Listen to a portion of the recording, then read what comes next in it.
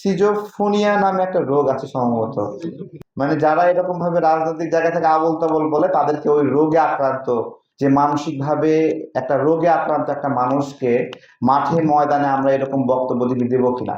রিক্সাওয়ালা যদি ফিরায় পয়সা একটা চটকান দেয়, ও তো কথা সৈনিক না, ও তো চর সৈনিক, ঠিক আছে। জনগণের সন্দেহ হতে পারে, সন্দেহ হওয়ার কারণে এটা সতর্কতামূলক ব্যবস্থা হিসাবে পুলিশকে অবহিত করা হয়েছে। আমরা সেই অনুযায়ী অ্যাটেন্ড করেছি। জুলাই গণঅভ্যুত্থানের মাধ্যমে সরকারে আসছে, নির্বাচিত সরকার, তাকে ডিফেমিং করা তোমার কাজ। দেখেন, আমি অনেকদের খুঁজতেছিলাম যে এরকম আবোল তাবোল বকে তাদেরকে কি বলা হয়। সিজোফ্রেনিয়া নামে একটা রোগ আছে সম্ভবত। হ্যাঁ, সিজোফ্রেনিয়া, হ্যাঁ হ্যাঁ হ্যাঁ। মানে যারা এরকম ভাবে রাজনৈতিক জায়গা থেকে আবোল তাবোল বলে তাদেরকে ওই রোগে আক্রান্ত।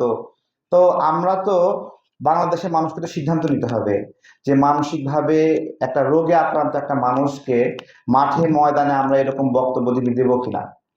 আমি গতদিন বাংলা টিভির একটা টক শোতে বলছিলাম যে তাদের যে বক্তব্য, যে কথার বিনিময়ে কথা বলো, তাই না? তো আমি তো কথা সৈনিক, তাই না? আপনি একজন কথা সৈনিক, রনি ভাই একজন কথা সৈনিক, অথবা এনসিপির যারা বক্তব্য দেয় তারা কথা সৈনিক। আবার জামাতের একটা আইটেম আছে না, শাহরিয়ার কবির, ও একটা কথা সৈনিক, যে আগে গুপ্ত ছিল। এই কথা সৈনিক আগে কোনোদিন দেখা যায়নি, সেই কথা সৈনিক আজকে হঠাৎ করে আইবেরা হয়ে গিয়ে বেসিক্যালি সে যে কই ছিল আমরা জানি না। তো কথা সৈনিকরা কথা বলবে, কথা সৈনিকরা উত্তর দেবে।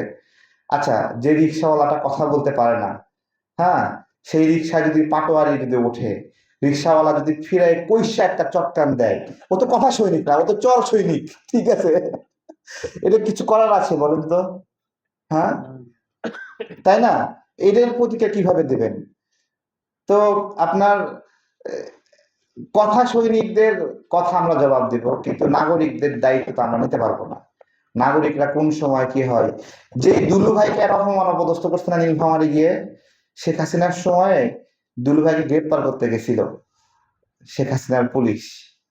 20 কিলোমিটার জুড়ে এলাকাবাসী বন সৃষ্টি করেছিল, ঝাড়ু কোদাল খুন্তি এগুলো লইয়া, যেন দুলু ভাইকে গ্রেপ্তার না করতে পারে।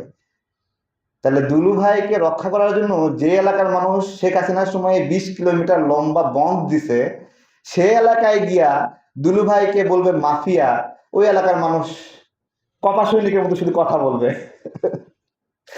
তো এরকম অনেক কথা আছে। বিষয় হলো কথার জবাব কথা দিয়ে হয় না। কথার জবাব কথা দিয়ে হলে আপনার হলো ভাষা আন্দোলনে আমাদের এতজন মানুষ শহীদ হতো না। কথার জবাব কথা দিয়ে 69-এর গণ অভ্যুত্থান হতো না। কথার জবাব কথা দিয়ে হলে 90-এ গণ অভ্যুত্থান হতো না। কথার জবাব কথা দিয়ে হলে 1971 সালে মুক্তিযুদ্ধ হতো না। এবং কথার জবাব কথা দিয়ে হলে শেখ হাসিনার পতন হতো না।